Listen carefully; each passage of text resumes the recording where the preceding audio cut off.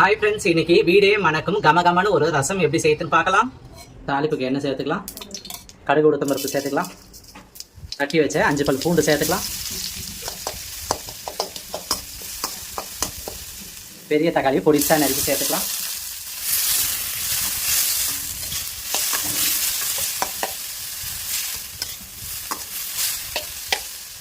வரமிளகாய் 4 சேர்த்துக்கலாம், கொத்து கறிவேப்பிலை சேர்த்துக்கலாம், பச்சை வாசனை போக நல்லா வதக்கிக்கணும்.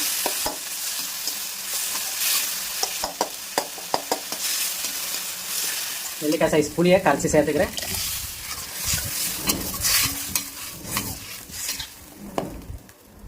கொஞ்சம் மஞ்சள் பொடி சேர்த்துக்கிறேன். தேவையான அளவுக்கு சால்ட்டு சேர்த்துக்கிறேன். நம்மள தண்ணி விட்டு நல்லா கொதிக்கட்டும்.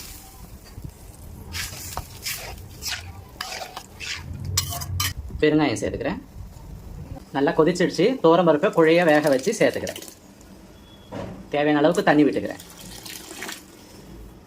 நம்ம சேனலில் ரசப்பொடி அரைச்சிருக்கோம், அதில் என்னென்ன சேர்த்துருக்குன்னு பாருங்கள். அந்த பவுடரை இப்போ யூஸ் பண்ணிக்கிறேன்.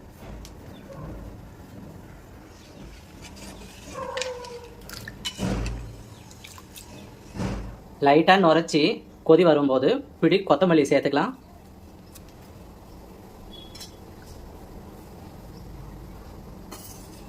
அவ்வளோதாங்க, வீடே கமகமக்கும் ரசம் ரெடி.